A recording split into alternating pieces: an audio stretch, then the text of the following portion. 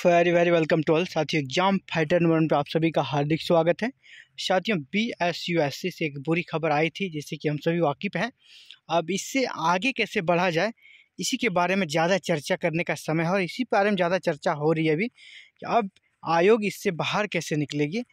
और इसी में एक बहुत ही महत्वपूर्ण सवाल ये उभर कर आ रही है कि इसमें निश्चय ही आयोग से कुछ चूक हुई है जिसके कारण वो कोर्ट में अपने केस को हारे और उनके अगेंस्ट में डिसीजन आया। अब आगे क्या होगा, इसके बारे में एक बड़ा ही सटीक जवाब मिला है BPSC बिहार लोक सेवा आयोग, जो कि पहले बिहार में असिस्टेंट प्रोफेसर की जो नियुक्ति होती थी BPSC के माध्यम से ही होती थी। पुरानी नियुक्ति जो हुई है BPSC के द्वारा ही कराया गया है। उस समय भी मामला कोर्ट में पहुंचा था और किस प्रकार BPSC के सदस्य रहते हुए उन्होंने इसे कोर्ट में डिफेंड किया था और सेम इसी तरह का मामला उस समय भी था और BPSC ने केस जीता और बाकायदा उस नियुक्ति प्रक्रिया को कंप्लीट कराया। तो यहाँ पर BSUSC क्यों इसे नहीं कर पाई और क्यों वो सफल नहीं हो पाई, तो देखिए उनका जो स्टेटमेंट है पूर्व BPSC मेंबर का, उसी मेंबर के जो स्टेटमेंट उसको हम लोग एनालिसिस करेंगे और अब एक तरह से कह सकते हैं आयोग को भी उसी रास्ते पर जाना चाहिए। उन्होंने एक आवश्यक सुझाव दिया है। मुझे लगा कि ये आप सभी के बीच शेयर करना अति आवश्यक है, क्योंकि अभी जिस प्रकार की स्थिति है सभी स्टूडेंट्स के मन में, तो उन्हें इस प्रकार के कह सकते हैं कि पॉजिटिव वे में रखना और पॉजिटिव अगर न्यूज़ आती है जिससे कि कम समय में इसका समाधान हो जाए तो वो आपके बीच आना चाहिए। और मेरा यही प्रयास है कि आपका मोटिवेशन यूं ही कायम रहे, निराश ना रहे, हताश ना हो और किस प्रकार ज़्यादा से ज़्यादा आपको कह सकते हैं कि ऊर्जा बनाए रखने में सहयोग दे सके, मेरा ये प्रयास है। और चलिए ज़्यादा विलम्ब न करते हुए देखते हैं BPSC मेंबर जो कि मेंबर थे बिहार लोक सेवा आयोग के, उन्होंने किस प्रकार अपने समय में इसे डिफेंड किया। देखिए दैनिक भास्कर को उन्होंने स्टेटमेंट दिया है और 27 फरवरी 2023 का स्टेटमेंट है उनका। जिस प्रकार की घटनाएं हुई है उसको लेकर सभी अपने अपने विचार दे, उन्होंने भी अपना विचार दिया। रीडर्स फोरम में क्या, बेरोजगार युवाओं को नियुक्ति के लिए गंभीर हो सरकार, उन्होंने कहा है। और क्या सुझाव दिया है, पटना विश्वविद्यालय के सहायक प्राध्यापक की नियुक्ति में बैकलॉग वैकेंसी सहित 75% आरक्षण 2002 में दिया गया था।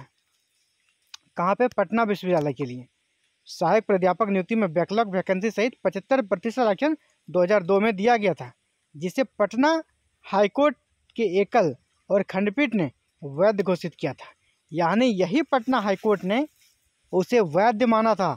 75% था आरक्षण दिया गया था, क्योंकि उसमें उस समय भी यही सेम केस था कि बैकलॉग को ऐड कर दिया गया था, इसलिए वो आरक्षण ज़्यादा दिख रहा था। अभी भी वही भी स्थिति है, अभी भी बैकलॉग को ऐड किया गया है इसीलिए आपको ज़्यादा दिख रहा है। लेकिन जब उस समय यही पटना हाईकोर्ट ने डिसीजन दिया तो इसके खिलाफ स्टूडेंट कहाँ चले गए, सुप्रीम कोर्ट। तो सुप्रीम कोर्ट ने भी पटना हाईकोर्ट के निर्णय को सही माना था। देखिए सर्वोच्च न्यायालय ने भी पटना हाईकोर्ट के फैसले को सही करार दिया। तो अब क्यों नहीं, अभी भी हो सकता था। बिहार सरकार की ओर से आरक्षण के संबंध में पटना उच्च न्यायालय द्वारा दिए गए निर्णय का हवाला नहीं दिया गया था। यानी जो डिफेंस किया गया BSUSC की तरफ से, इनके लॉयर के द्वारा, उन्होंने इस जजमेंट को डिफेंड में नहीं डाला, हवाला नहीं दिया गया था, जिसके कारण लगभग कह सकते हैं यहाँ पे 4000 ही लिखा है लेकिन 4638 वैकेंसी है। लगभग 5000 युवाओं को नियुक्ति के लिए कम से कम अब 4 वर्ष और भटकना पड़ेगा। सरकार से अपील है कि एकल पीठ के निर्णय को LPA में अपील किया जाए। और ये किनका कहना है, प्रोफेसर शिव जतन ठाकुर पूर्व सदस्य हैं BPSC के। प्रोफेसर शिव जतन ठाकुर जो कि BPSC के पूर्व सदस्य BPSC पटना के हैं। तो काफ़ी बड़ी बात कही है इन्होंने कि जब पटना हाईकोर्ट ने इस संबंध में डिसीजन दिया है सेम ऐसे ही केसेस पे असिस्टेंट प्रोफेसर की नियुक्ति को लेकर ही, और वहाँ भी 75% आरक्षण दिया गया था, तो इस बार ऐसा क्यों नहीं हुआ।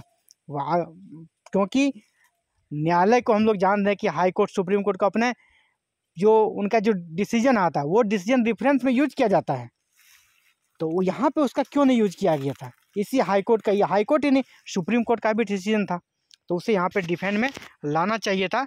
और सरकार को इन्होंने सुझाव दिया है कि अब उसे LPA में अपील किया जाना चाहिए ताकि निर्णय जल्द से जल्द आए। और वैसे उसका अगर रिकैलकुलेट करके फिर से अगर सारा समाधान ढूंढने का प्रयास करेगी तो काफ़ी लंबा समय लग जाएगा, और इतने दिनों तक कह सकते हैं कि धैर्य रखना सभी अभ्यर्थियों के लिए काफ़ी मुश्किल भरा होगा। तो ये था साथियों अपने अपडेट्स। इसी प्रकार इससे जुड़ी किसी भी अपडेट्स को पाने के लिए जैसे भी कोई पॉजिटिव न्यूज़ आती है या जो भी न्यूज़ आती है आप सभी के बीच जरूर उपस्थित होंगे और इसी प्रकार का आवश्यक सुझाव देते रहेंगे। थैंक यू, धन्यवाद, आपका दिन शुभ हो।